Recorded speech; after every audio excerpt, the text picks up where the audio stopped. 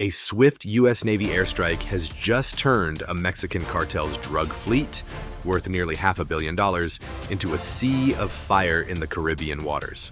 This haul amounted to 76,140 pounds of cocaine and marijuana, equivalent to 23 million lethal doses, a quantity sufficient to kill the entire population of the state of Florida. This is the largest drug seizure in the 110-year history of the U.S. Coast Guard. However, the hero of this operation was once the victim of a terrorist attack in 2000. After 25 years, the USS Cole has returned to the battlefield, no longer a passive target, but an active hunter in anti-cartel operations. This return is merely the prelude to a larger-scale military confrontation that Washington is concealing. Follow Military Power to stay updated on the latest developments. From late June to mid-August 2025, the Eastern Pacific and the Caribbean turned into a battlefield at sea. What looked like ordinary shipping lanes became hunting grounds, where traffickers and American forces crossed paths in a contest of speed, sensors, and endurance. The cartel had gathered a fleet designed to move unnoticed across open water, counting on the size of the ocean to hide them. Fast boats, armed with heavy engines, low-profile narco-subs that sat almost invisible just above the waves, and escort craft carrying men prepared to defend the load all formed part of this convoy. Each vessel carried a share of a shipment valued in the hundreds of millions, and each captain believed the journey would end with delivery to the networks that feed the American drug market. The United States, however, had already adjusted its posture. Coast Guard cutters were positioned along key routes, their helicopters ready to lift off at the first sign of a chase. Navy warships maintained radar watches, working with patrol aircraft flying hundreds of miles each day. These assets did not wait near the shoreline. They operated far out at sea, intercepting traffic before it reached Central America or the islands of the Caribbean. This forward defense meant the traffickers were meeting organized resistance long before they approached U.S. waters. By the time the convoys pushed north, surveillance aircraft had already tracked their movement, guiding surface ships into place. The stage was set for a clash that would test both sides. The cartels betting on speed and stealth, the United States relying on coordination, persistence, and lawful authority. The question now was simple but dramatic. When the two forces finally collided, which side would hold the advantage in the fight for control of the sea? When the convoys finally entered the patrol zones, the operation moved from quiet tracking to direct contact. Coast Guard cutters surged ahead, their radar operators guiding helicopters into the sky, while Navy destroyers held steady positions on the horizon.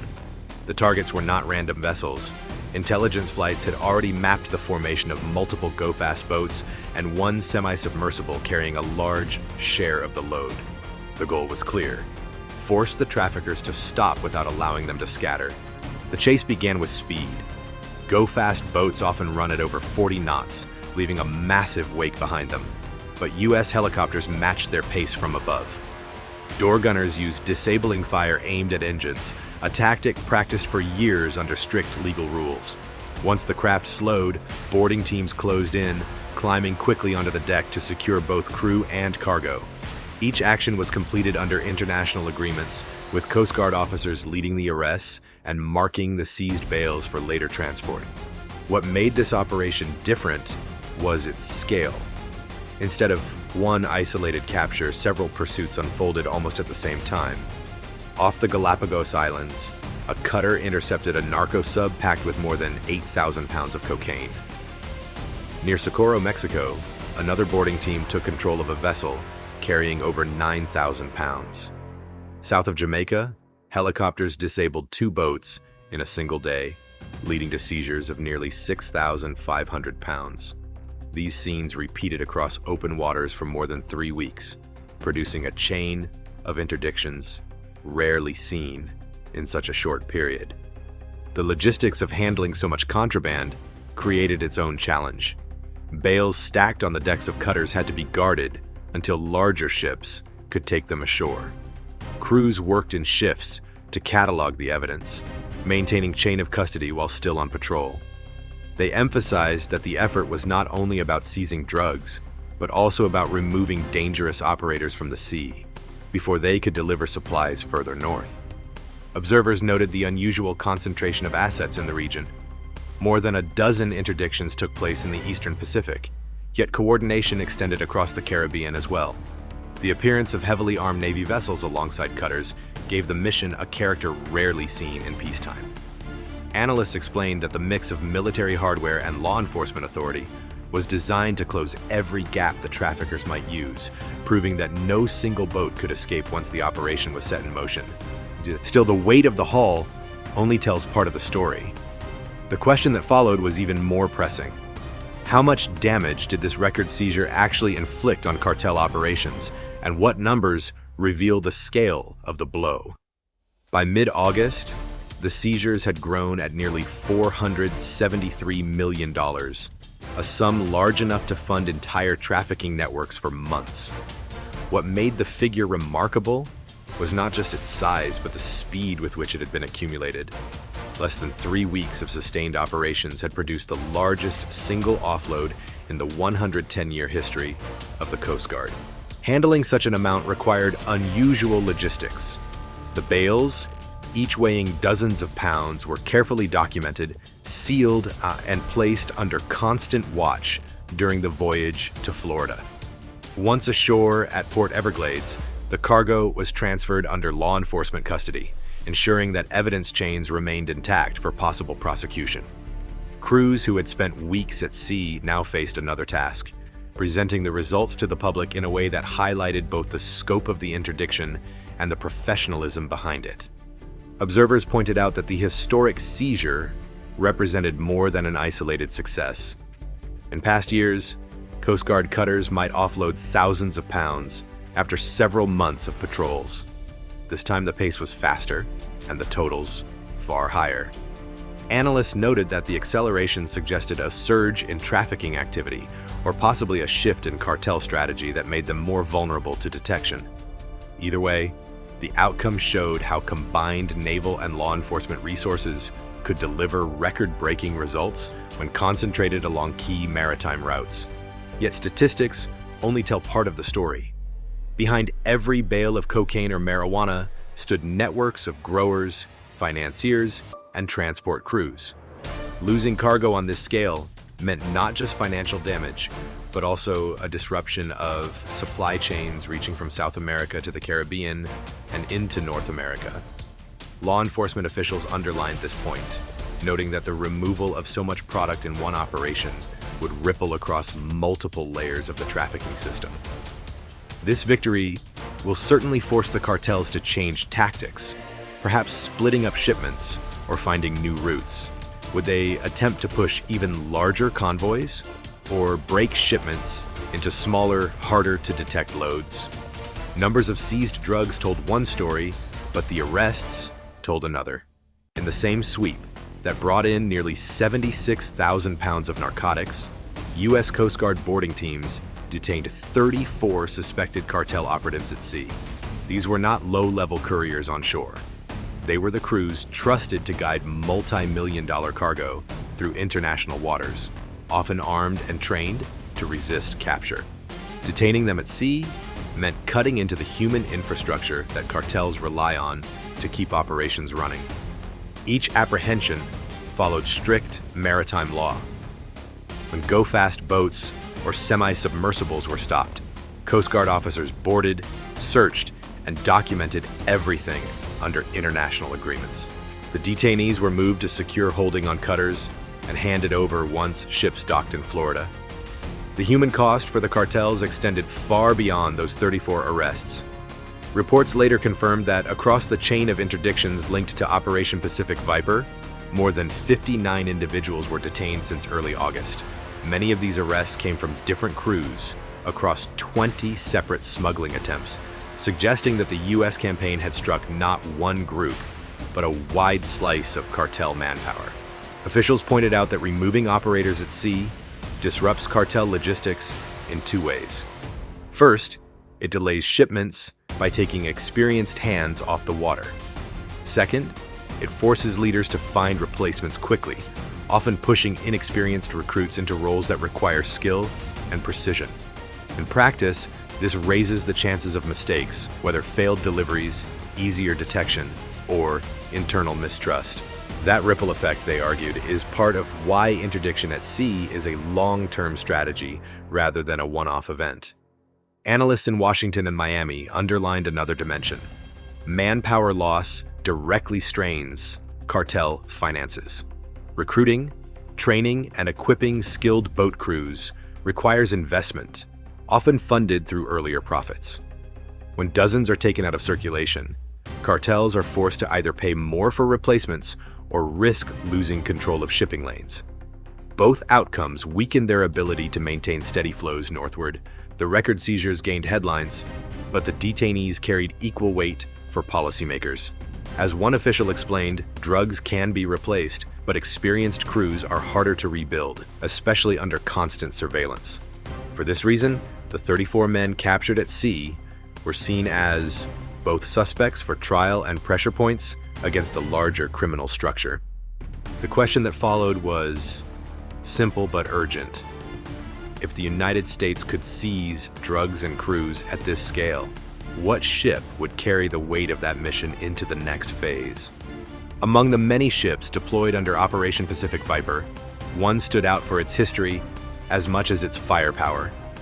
The USS Cole, an Arleigh Burke-class guided missile destroyer, had once been the symbol of U.S. vulnerability when it was struck by Al-Qaeda in Aden in October 2000. That attack tore a massive hole in its hull, killed 17 sailors, and forced the crew into a desperate 3-day fight to save the vessel from sinking.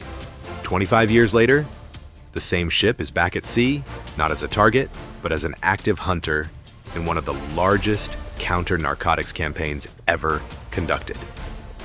The destroyer brings more than symbolic weight. Armed with the Aegis combat system, SM-2 and SM-6 missiles, and the ability to coordinate helicopters and boarding teams, it serves as both shield and spearhead for U.S. forces. Its presence in the Caribbean added advanced radar coverage to detect small, fast-moving craft, while also providing secure command and control for Coast Guard detachments embarked on board. For cartel crews accustomed to outrunning patrol boats, finding the Cole waiting offshore sent a clear message about how much the stakes had changed. Officials noted that Cole's deployment was not routine. While Coast Guard cutters form the backbone of drug interdiction, destroyers are rarely assigned unless the mission demands both deterrence and heavy protection. In this case, Cole acted as a mobile platform that could extend enforcement far beyond coastal waters. Law enforcement detachments used its decks as staging grounds, launching to intercept smugglers with support from helicopter squadrons trained in disabling high-speed boats with precision fire. Every interdiction linked to Cole followed established legal frameworks, with Coast Guard teams raising their ensign to conduct searches and arrests under U.S. authority. For the U.S. Navy, the destroyer's involvement carried another layer of meaning.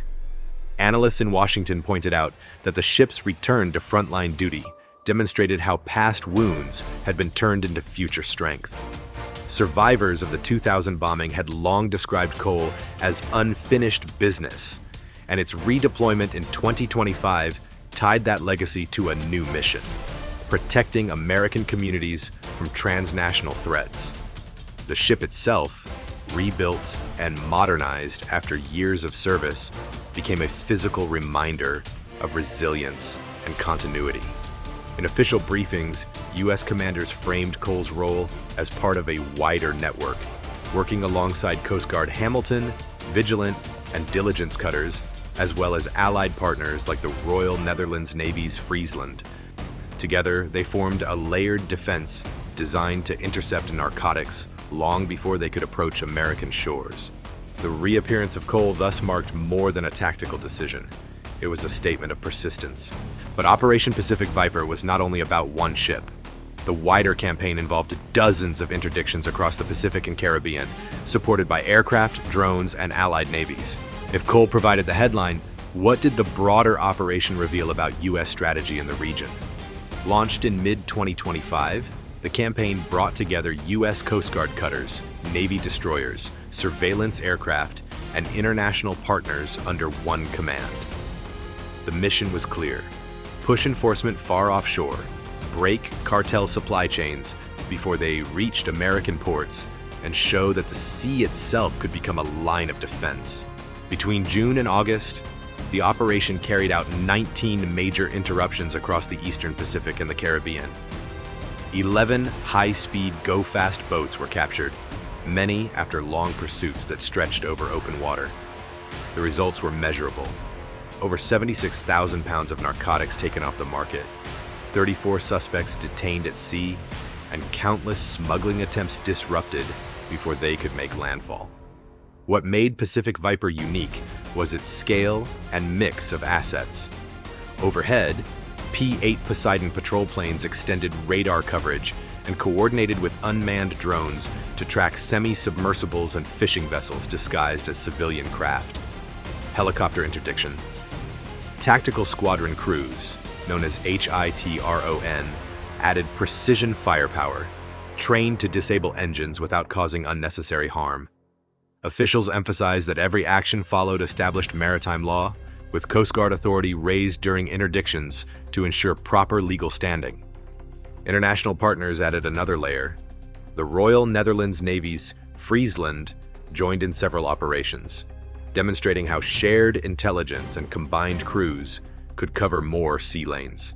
Customs and Border Protection aircraft provided aerial support, while Joint Interagency Task Force South in Key West served as the central hub for intelligence fusion. According to U.S. officials, this partnership model was critical because 80% of successful interdictions occur in international waters, where cooperation is often the only way to legally act. The strategic purpose went beyond drugs. By operating deep in the Pacific and Caribbean, U.S. forces aimed to dismantle smuggling at its source rather than reacting once shipments neared American territory. Analysts noted that this approach reduces both the volume of drugs arriving and the profits cartels can reinvest. For Washington, it also signaled that counter-narcotics operations would no longer be confined to coastal patrols, but would be treated with the same seriousness as other transnational threats. Rear Admiral Adam Chamey, speaking after the record offload in Florida, framed it as a milestone in maritime security. He pointed out that the 23 million potential lethal doses seized represented not just a number, but millions of lives shielded from harm. His comments echoed a wider message. Pacific Viper was designed as a long-term effort to deny traffickers the freedom of the seas. The campaign's scope raised another question that went far beyond interdictions. If U.S. forces could expand so quickly in the Caribbean, what larger message was being sent to the region, especially to governments already under pressure from Washington? While Operation Pacific Viper was officially described as a counter-narcotics surge, the scale of U.S. deployment suggested a wider purpose. By late August, 7 American warships and 1 nuclear-powered fast attack submarine were reported in the southern Caribbean. Together, they carried more than 4,500 sailors and Marines, a force far larger than typical patrols against smugglers. For observers in Washington, this represented deterrence through presence. For officials in Caracas, it looked like something more. The timing fueled speculation. Earlier in the month, the United States had doubled its reward for information, leading to the capture of Venezuelan President Nicolas Maduro, raising it to $50 million on charges of narcotics trafficking and ties to organized crime. Venezuelan leaders publicly accused Washington of hiding regime change intentions behind the language of anti-cartel operations. Defense Minister Vladimir Padrino labeled the naval buildup a direct threat and announced the deployment of 15,000 troops to the Colombian border, portraying it as a shield against foreign intervention. At the same time, American commanders stressed that every move remained within international norms.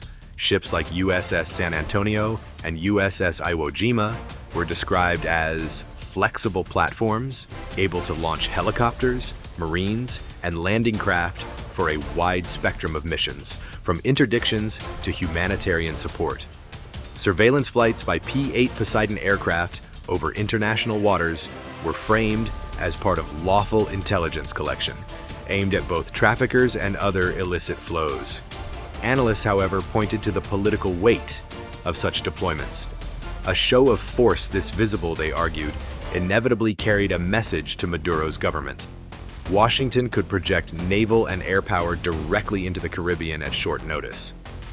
Some experts describe this as gunboat diplomacy, recalling older eras when maritime presence served both security and political aims. The operation left one key question hanging.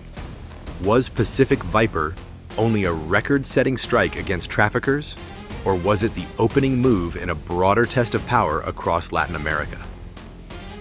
Operation Pacific Viper ended with record-breaking seizures, dozens of arrests, and the return of a U.S. Navy destroyer once scarred by terror.